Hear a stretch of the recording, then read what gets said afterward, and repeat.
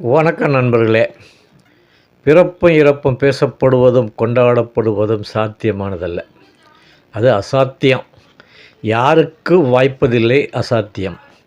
இயற்கைக்கு அப்பாற்பட்டு தெய்வ நிலை அடைந்தவர்களுக்கு மட்டுமே அது அமையும். ஒரு மன்னனின் பிறந்த நாள்.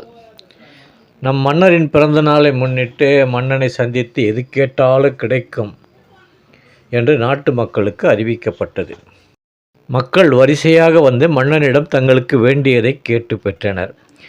அதே வரிசையில் கந்தலாடை அணிந்து அழுக்கடைந்து துர்நாற்றம் வீசும் ஒரு மனிதனும் வந்தான். பாதுகாவலர்கள் அவனை விரட்டினாங்க. அவனும் மன்னனை சந்திக்க வேண்டும் என்பதில் விடாப்புடியாக இருந்தான். சந்தித்தும் விட்டான். என்ன வேண்டும் கேளுன்னு மன்னன் சொன்னான். நீங்கள் என் வீட்டுக்கு வரணும், என்னோட உணவருந்தி ஒரு நாள் முழுவதும் என் வீட்டில் தங்கணும். மேலும் கீழும் பார்த்த மன்னன் வாக்குறுதியை காப்பாற்ற ஒத்துக்கொண்டான். அரசு அதிகாரிகளை அவனோடு அனுப்பி அவன் வீடு எங்கே இருக்குன்னு பார்த்துட்டு வாங்க என்று கட்டளை பிறந்தது. அந்த மனிதன் பின்னே சென்ற அதிகாரிகளுக்கு அதிர்ச்சி. கல்லும் முள்ளும் கரடு முரடான வழியாக சென்று கடைசியில் அவன் வீட்டை அடைந்தனர். மேலும் அதிர்ச்சி. அங்கு ஒரு குட்டிச்சுவர், கூரை இல்லை, வாசக்கதவும் கூட இல்லை. மொத்தத்தில் வீடே இல்லை.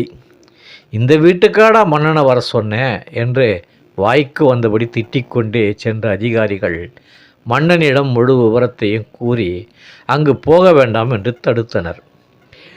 நான் வாக்குறுதி கொடுத்திருக்கிறேன், போய் தான் ஆகணும், மன்னன் உறுதிபட தெரிவித்தான். மன்னன் பயணிக்கும் பாதைகள் புதுப்பிக்கப்பட்டன. அந்த மனிதனின் வீடு அரண்மனையானது. படை பரிவாரங்களுடன் மன்னர் வந்தார். மன்னனுக்கு ஈடாக அந்த மனிதனுக்கு விலை உயர்ந்த அணிகலன்கள் உடைகள் அணிவிக்கப்பட்டன. மன்னரும் வந்தார். அந்த மனிதனின் வீட்டிற்குள் சென்று அவனோடு உணவருந்தி தங்கியிருந்தார். அவனுக்காக உருவான மாற்றங்களை அப்படியே அவனுக்கு கொடுக்கப்பட்டதோடு கூடுதலாக பொன்னும் பொருளும் மன்னனால் வழங்கப்பட்டன. ஒரு குட்டி அரசனாகவே மாறிப்போனான். மன்னன் இயேசு கிறிஸ்து பிறந்த நாள். வாழ்க்கையில் பல்வேறு பிரச்சனைகளில் உழன்று சிக்கி சின்னாபின்னமாகி தவறான வழிகளில் சென்று பாவ வாழ்க்கை வாழ்ந்து பலராலும் வெறுக்கப்பட்டு வாழும் மனிதர்களான நாம் மன்னர் இயேசுவை நம் இதய வீட்டிற்குள் வருமாறு அழைப்போம். நம் வாழ்க்கையும் மாறும். மீண்டும் சந்திப்போம். நன்றி, வணக்கம்.